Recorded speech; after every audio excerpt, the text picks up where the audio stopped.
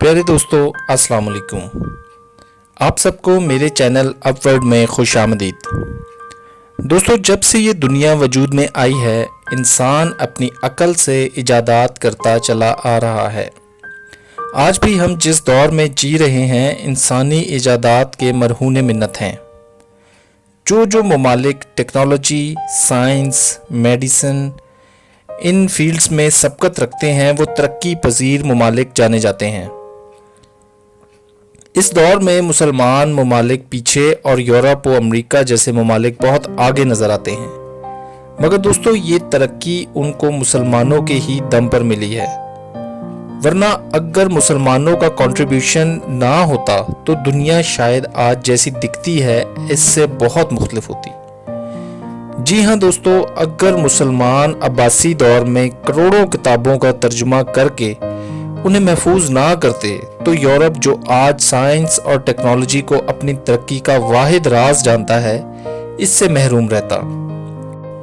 دوستو، عباسی حکومت کا قیام سن 750 عیسوی میں جب شروع ہوا تو عباسی حکومت کے دوسرے تخت نشین المنصور جو کہ علم اور تحقیق کے طالب تھے، انہوں نے ارادہ کیا کہ ایک ایسا شہر قائم کیا جائے جہاں علم اور تحقیق کو مقصد بنایا جائے۔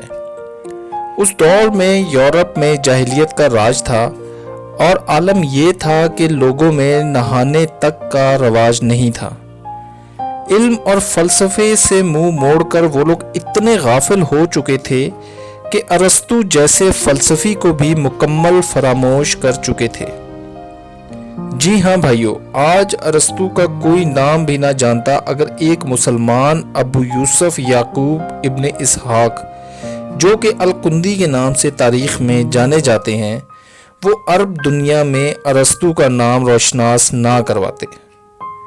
5ویں صدی سے لے کر 15ویں صدی تک یورپ میں علم اور فلسفے کا نام و نشان بھی نہ تھا، اور آج بھی یورپ اپنے اس دور کو ڈارک ایجز کے نام سے یاد کرتا ہے۔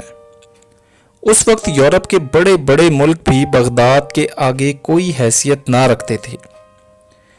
بغداد اس دور میں عباسی دور کے دوسرے تخت نشین المنصور کے حکم پر تعمیر کیا گیا، جن کا ذکر میں اوپر کر چکا ہوں۔ بغداد کی تعمیر کے بعد المنصور نے خزانوں کے منہ کھول دیے اور سائنسدانوں کے بہت بھاری وظیفے لگا دیے۔ انہوں نے بغیر کسی مذہبی تفریق کے ہر اس کتاب کا ترجمہ کروایا جو علم اور فلسفے میں مددگار ہو سکتی تھی۔ جن کتابوں کا انہوں نے ترجمہ کروایا ان میں علم نجوم، فلسفہ، میتھمیٹکس اور سائنسدانوں کی لکھی ہوئی بہت ساری کتابیں شامل تھیں۔ فادر آف جیومیٹری کہلائے جانے والے یونانی میتھمیٹیشین یوکلیڈ کی مشہور کتاب ایلیمنٹس بھی انہی کتابوں میں شامل تھی، جن کا ترجمہ المنصور نے اس دور میں کروایا تھا۔ المنصور کی جدوجہد جب تک وہ زندہ رہے اس وقت تک جاری رہی، اور ان کی وفات کے بعد ان کے جانشین بھی اس کام کو آگے لے کر چلتے رہے، جن میں مہدی، ہارون الرشید اور مامون الرشید شامل تھے۔ اسی دور میں القندی کی پیدائش ہوئی جو کہ سب سے پہلے عرب اسکالر کے نام سے بھی جانے جاتے ہیں۔ القندی نے اس دور میں اسلامی دنیا میں یونانی فلسفے کو متعارف کروایا۔ حالانکہ وہ خود یونانی زبان سے ناواقف تھے، لیکن انہوں نے یونانی ٹرانسلیٹرز اکٹھے کیے اور ان کی مدد سے ارسطو اور بہت سے دوسرے فلسفیوں کی کتابوں کا ترجمہ کیا، پھر اپنے آئیڈیاز بھی اس تحقیق میں شامل کر کے اس کو ایک جامع شکل دی اور دنیا کو ارسطو سے روشناس کروایا۔ ورنہ جیسا کہ میں اوپر بتا چکا ہوں ارسطو کو تو یورپ فراموش کر بیٹھا تھا اور اس نے تاریخ میں کہیں گم ہو جانا تھا۔ اس دور میں بیت الحکمت کے نام سے ایک لائبریری کا قیام کیا گیا اور تمام کتابوں کا ترجمہ، تحقیق اور نئی کتابوں کو چائنا سے کاغذ منگوا کر لکھنے کا کام اسی لائبریری میں سر انجام دیا جاتا تھا۔ غرض یہ لائبریری اس علم کے مینار میں ریڑھ کی ہڈی کا مقام رکھتی تھی۔ کچھ مورخین کے مطابق اس لائبریری کا قیام خلیفہ المنصور کے دور میں ہوا اور کچھ کے مطابق اس کا قیام خلیفہ مامون الرشید کے دور میں ہوا۔ اس لائبریری میں ہر علم کے مطابق کتابیں موجود تھیں۔ مسلمانوں نے صرف اس دور میں یونانی کتابوں کا ترجمہ ہی نہیں کیا، بلکہ انہوں نے یونانی سائنسدانوں کے تجربات کو ریویو بھی کیا اور مزید ایجادات کے لیے بھی تجربات شروع کیے۔ ان میں 200 سالوں میں مسلمانوں نے ایک کثیر تعداد کتابوں کی حاصل کر لی تھی، اور آنے والے دور میں یہ مزید سائنسی تجربات کے لیے سود مند ثابت ہونا تھی۔ بغداد میں مسلمانوں کا علم اور تحقیق صرف بغداد تک محدود نہ رہا، بلکہ اسپین کی اسلامی سلطنت اندلس بھی اس میدان میں اپنا لوہا منوانے لگا، اور یورپ میں جو تھوڑا بہت علم پہنچتا تھا وہ اندلس سے ہی ہوتا تھا۔ لیکن پھر 2 صدیوں کی علمی اور سائنسی کامیابیوں کے بعد بغداد میں تباہی اور بربادی کا دور آیا، جب بغداد کے گورنر عباسی حکومت کے خلاف سازشوں میں شامل ہو گئے اور بغداد کمزور ہوتا چلا گیا۔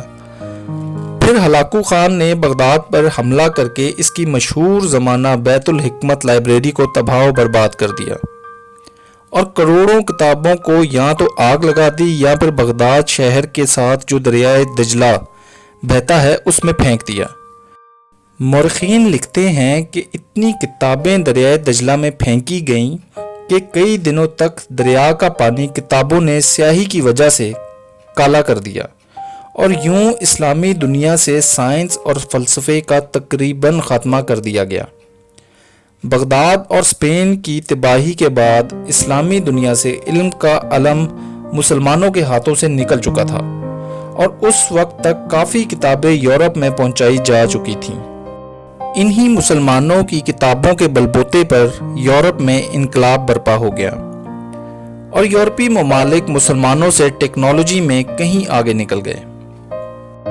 تو دوستو، یہ تھا وہ کنٹریبیوشن جو مسلمانوں نے آج کی جدید سائنس اور ٹیکنالوجی میں اپنا انپٹ کیا۔